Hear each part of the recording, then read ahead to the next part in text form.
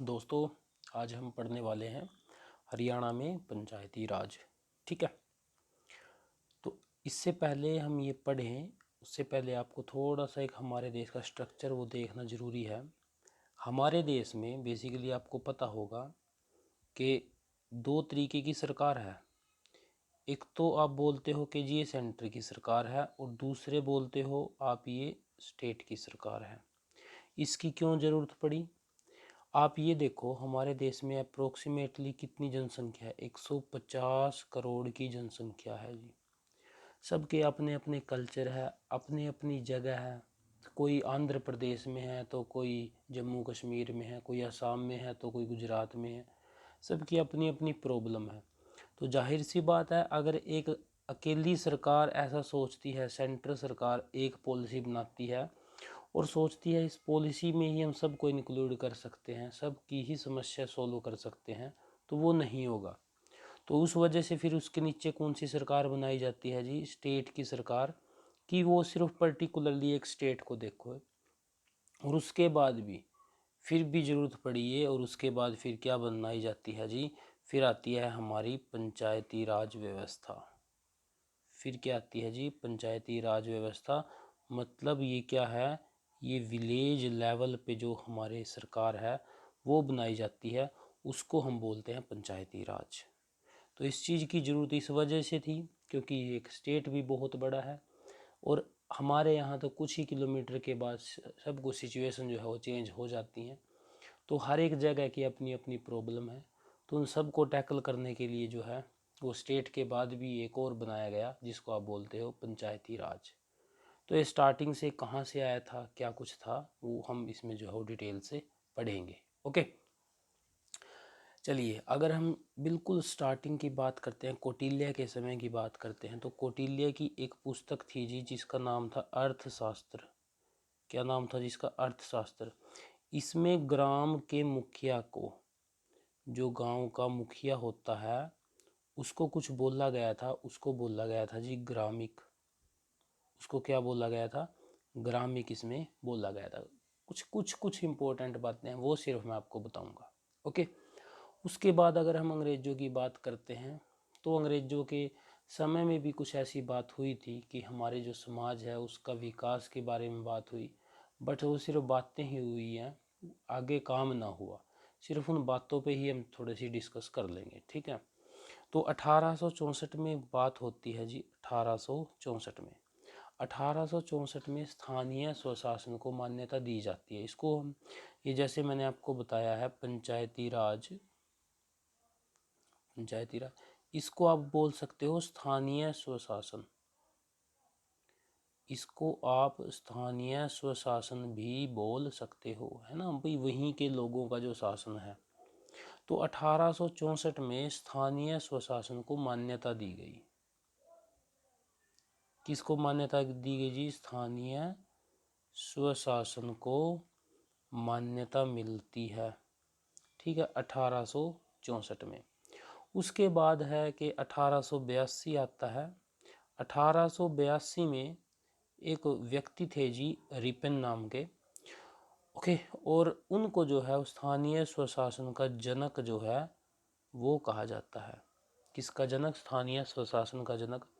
इस वजह से कहा जाता है क्योंकि इन्होंने उपखंड और जिला बोर्ड जो है वो बनवाए थे। इन दो चीज़ों का जो है वो गठन हुआ था रिपन के समय में। ओके, रिपन के समय, रिपन कौन थे जी? वायसरॉय थे ये इंडिया के, वायसरॉय ऑफ इंडिया। किस समय? 1882 के समय में, ठीक है। वायसरॉय थे, या फिर ये उस समय वायसरॉय तो नहीं थे, ये गवर्नर जनरल रहे होंगे, governor general of India. Okay, Ripon थे उस समय के। तो इनको जो है वो स्थानीय स्वशासन का जनक जो है वो बोला जाता है। उसके बाद है कि ऐसा ही चलता रहा, ठीक है, कोई ज़्यादा इतना जोर नहीं दिया गया था स्थानीय स्वशासन के ऊपर। जब जोर देने की बात आई तब आती है जी, हम डायरेक्ट बात कर लेते हैं 1957 में। 1957 में बात होती है जी। उस समय एक समिति आती है जी, नाम है जिसका बलवंत राय मेहता समिति। आप इसको बहुत अच्छे से पढ़ने वाले हो। बलवंत राय मेहता समिति कब आती है जी? ये आती है 1957 में।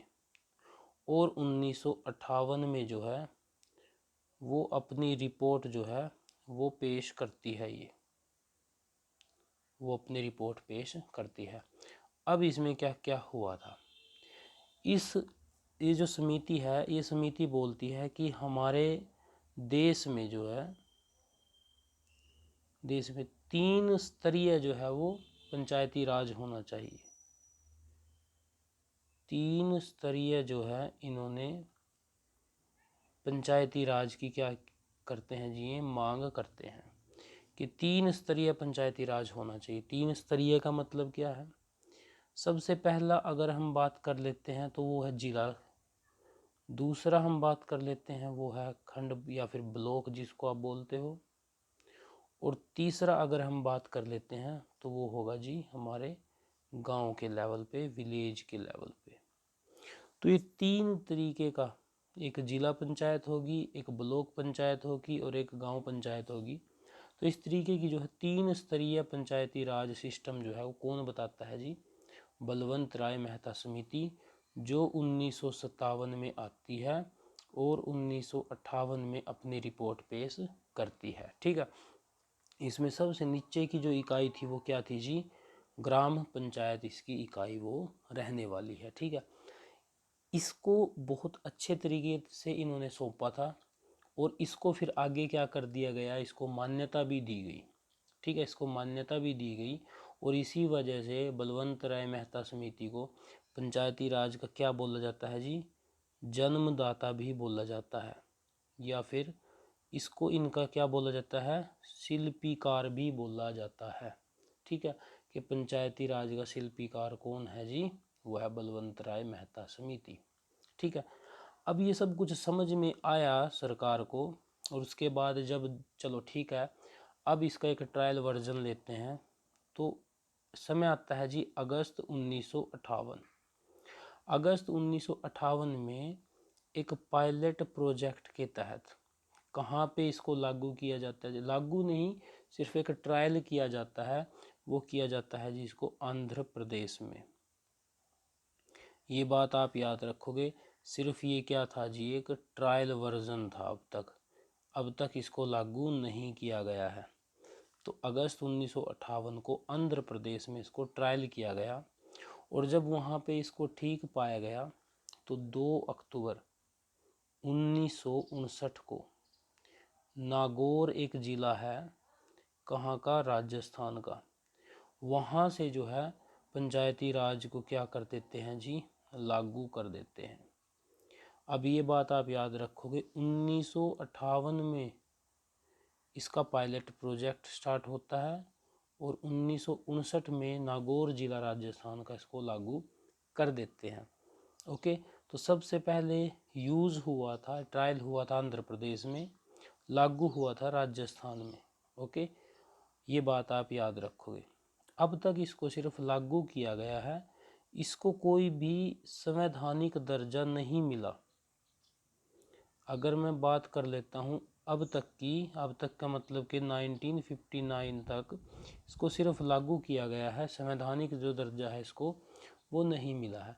आगे चल कर के देखोगे इसमें जो है वो चेंजेस होंगे और संवैधानिक दर्जे के साथ साथ सब चीज़ें जो है इसमें वो आएंगी। फिर उसके साथ ऐसे ही टाइम चला और फिर जो है एक समिति और आती है जी, जो आपको पढ़नी बहुत ज़्यादा ज़रूरी है।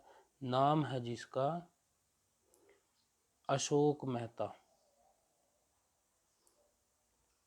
अशोक मेहता समिति। अशोक मेहता समिति जो है 1977 में आती है, 1977 में ये आती है। अब इम्पोर्टेंट ये बात हो जाती है कि इन्होंने क्या कुछ सिफारिश की थी, क्या कुछ बताया था, वही इम्पोर्टेंट हो जाता है। तो ये जो अशोक मेहता समिति थी, ये 13 सदस्यों की जो है वो समिति थी। ये क्या बोलते हैं? इन्होंने बोला कि सबसे पहले थे जो पंचायती राज है ना, वो सिर्फ जो है वो 2 स्तरीय होना चाहिए। कितने स्तरीय होना चाहिए? 2 स्तरीय। एक तो कौन सा होना चाहिए जी? जिला परिषद। मैं यहाँ पे लिखता हूँ, एक होना चाहिए जिला परिषद, और दूसरा इन्होंने किस चीज़ की डिमांड रखी थी? वो थी जी मंडल पंचायत। कौन सी पंचायत जी? मंडल पंचायत। सिर्फ 2 ही चीज़ें बहुत हैं जी। चलो ठीक है। उसके बाद ये बोलते हैं कि जो हमारा पंचायती राज है, इसका जो समय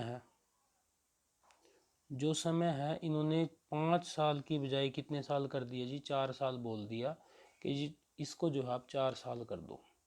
तो इस तरीके की जो बातें हैं वो कही गई, और एंड लास्ट में इसको क्या कर दिया गया? फिर इसको जो है वो रिजेक्ट कर दिया गया, क्योंकि ये सरकार को कोई भी ऐसा सॉलिड रीजन नहीं दे पाए थे। तो 1977 में आती है, और 1978 में जो है ये सब बातें जो है, ये सब चीज़ें पेश कर देती हैं। उसके बाद फिर कोई भी अगर हम चीज़ यहाँ पे देश में लागू करेंगे तो समय समय पे इसका निरीक्षण होगा। तो उसके बाद फिर आती है जी एक PVK राव समिति। PVK राव समिति जो है आती है, और ये जब आती है तो उस समय जो ईयर था वो था जी 1985। ये आती है और रिपोर्ट सौंपती है जी 1986 में। इसमें एक दो चीज़ें बहुत महत्वपूर्ण थी, वो आपको मैं बताऊंगा। सबसे पहले जो याद करने की बात है, इन्होंने जो है वो 4 स्तर का बोला था कि हमारे राज्य में जो है, हमारे देश में 4 स्तर का पंचायती राज होना चाहिए। 3 स्तर का तो बलवंत राय का था, और चौथा स्तर जो इन्होंने बोला था वो बोल दिया था कि एक आप राज्य स्तर भी जो है वो ऐड करो। फिर वही बात आई कि लास्ट में ये सरकार को कन्विंस नहीं कर पाए कि क्यों ऐसा होना चाहिए। दूसरा इन्होंने ये भी बोला था कि जो चुनाव है, जो पंचायती चुनाव है, वो नियमित होने चाहिए। इन्होंने इस चीज़ के ऊपर जो है वो जोर दिया था कि जो पंचायती चुनाव है वो नियमित होने चाहिए। ठीक है, ये बात भी जो है इनकी मानी गई थी। और एक चीज़ और इन्होंने बोली थी कि जो SC ST की महिलाएं हैं, ये जो महिलाएं हैं, इनको जो है आप आरक्षण दोगे, इनको आरक्षण जो है वो मिलना चाहिए। तो सबसे पहले आरक्षण की बात अगर महिलाओं की बात करते हैं तो PVK राव समिति जो आई थी 1986 में, जिसने अपनी रिपोर्ट सौंपी थी, उसने ये बात उठाई थी। ओके, उसी के बाद ही एक समिति और आती है, नाम है जिसका LM सिंघवी समिति। LM सिंघवी समिति 1986 में ये आती है। ओके, अब ये बोलती है, सबसे पहले ये बात करती है कि जो पंचायती राज है ना, इसको आप एक तो संवैधानिक दर्जा दो। संवैधानिक दर्जा देने की जो है वो बात जो उठाती है, वो कौन सी समिति उठाती है जी? LM सिंघवी समिति उठाती है। ठीक है, ये बोलती है कि जो पंचायत है ना, उसको आर्थिक रूप से आत्मनिर्भर होना चाहिए, कि वो जो है आर्थिक रूप से आत्मनिर्भर होनी चाहिए।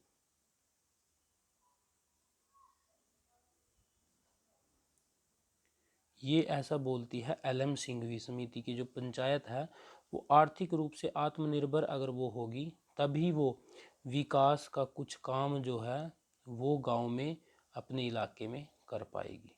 ठीक है, और एक बात और बोलती है कि ग्राम पंचायत के अंडर ही, जो ग्राम पंचायत है ना, इसी के नीचे ही जो है वो न्याय पंचायत भी होना चाहिए। ऐसा नहीं है कि छोटे छोटे मुद्दे जो है वो ग्राम पंचायत से हट करके डायरेक्ट सीधा कोर्ट में गए। कहीं ना कहीं ऐसा भी होना चाहिए कि जो गांव के लोकल मुद्दे हैं वो वहीं पे सुलझा के उनको ख़त्म कर दिया जाए, आगे कोर्ट को जो है इसमें इंटरफेयर करने की ज़रूरत ना पड़े। इन्होंने ये बात भी बोल दी थी। ठीक है, LM सिंघवी समिति ने। इन्होंने ये भी बोला था कि महिलाओं को,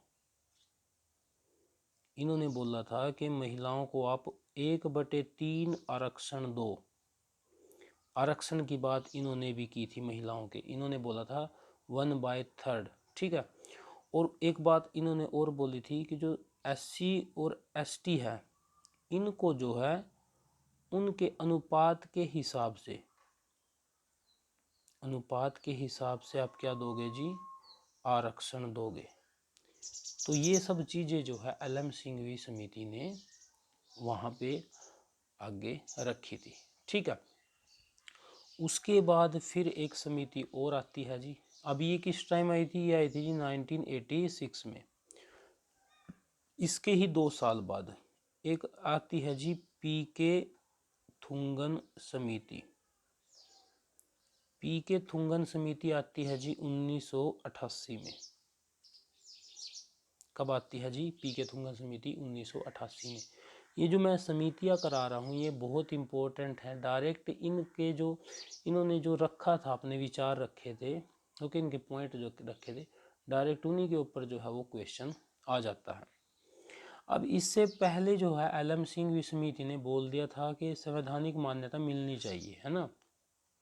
PK थुंगन ने इनके ऊपर और थोड़ा सा जोर दिया कि पंचायती राज को जो है वो संवैधानिक दर्जा मिले। इन्होंने भी बोला संवैधानिक जो दर्जा है वो पंचायती राज को मिलना चाहिए था, ठीक है। और उस समय जो PM थे वो कौन थे जी? राजीव गांधी थे। राजीव गांधी ये प्रपोजल लेके भी आए, बट वो फिर मान्य नहीं हुआ। तो एंड लास्ट में 1993 में, अब आप ये बात याद रखोगे, 1993 में 73वां संविधान संशोधन होता है जी, अमेंडमेंट होता है 73वां। कब? 1993 में। और अगर मैं PM की बात कर लेता हूँ तो PM कौन थे जी उस समय? PV नरसिम्हा राव। PV नरसिम्हा राव उस समय के कौन थे जी? PM थे। ये बोलते हैं कि जी आज से जो है आपको पंचायती राज को जो है संवैधानिक दर्जा दिया जाता है। और 20 अप्रैल 1993 को प्रेसिडेंट से मंजूरी मिल जाती है जी। किससे मंजूरी मिलती है जी? प्रेसिडेंट से, राष्ट्रपति से। और अगर मैं लागू की बात करता हूँ तो 24 अप्रैल 1993 को जो है पूरे देश में ये लागू हो जाता है। इसी वजह से 24 अप्रैल को पंचायती राज दिवस भी मनाया जाता है। अभी पूरे देश में लागू हुआ था जी, पूरे देश में 24 अप्रैल 1993 को। और अगर मैं हरियाणा की बात करता हूँ कि हरियाणा में ये कब लागू होता है, हरियाणा में लागू होता है जी 22 अप्रैल 1994 में। और अगर मैं CM की बात कर लेता हूँ तो उस समय के जो CM थे वो थे जी भजन लाल जी, ठीक है। तो आप देखोगे 73वां संविधान संशोधन होता है 1993 में, जिस समय पंचायती राज को संवैधानिक दर्जा मिलता है। और संविधान में भाग 9 में सब कुछ जो है वो लिखा जाता है। अनुसूची 11 में, अनुसूची 11 जो है वो जोड़ी जाती है, जिसमें क्या था? पंचायती राज के बारे में था। और अगर मैं बात कर लेता हूँ कि कौन से आर्टिकल के तहत ये लिखा था, तो 243A से लेकर के 243O तक जो है वो पंचायती राज के बारे में लिखा गया है, ठीक है। तो दोस्तों ये था जी हमारा पंचायती राज। अभी आगे नेक्स्ट वीडियो में हम ये भी देखेंगे कि 73वां संविधान संशोधन बड़ा अच्छे से हम उसको बड़ा कर करके अच्छे से पढ़ेंगे। 74वां संविधान संशोधन भी हम पढ़ेंगे, ठीक है, वो भी पंचायती राज से ही जुड़ा हुआ है, ठीक है। उसके बाद हम पढ़ेंगे कि 243A में क्या लिखा है, B में, C में, 243O तक हम सभी का सभी जो है वो बड़े अच्छे से पढ़ने वाले हैं। तो आज हमने सिर्फ क्या किया है जी, समितियां पढ़ी हैं कि क्या समिति क्या कुछ लेकर के आई थी। ठीक है, अब इसके बाद हम अमेंडमेंट पढ़ेंगे, आर्टिकल पढ़ेंगे और जो रिलेटेड चीज़ें हैं पंचायती राज से वो सब पढ़ेंगे। Thank you.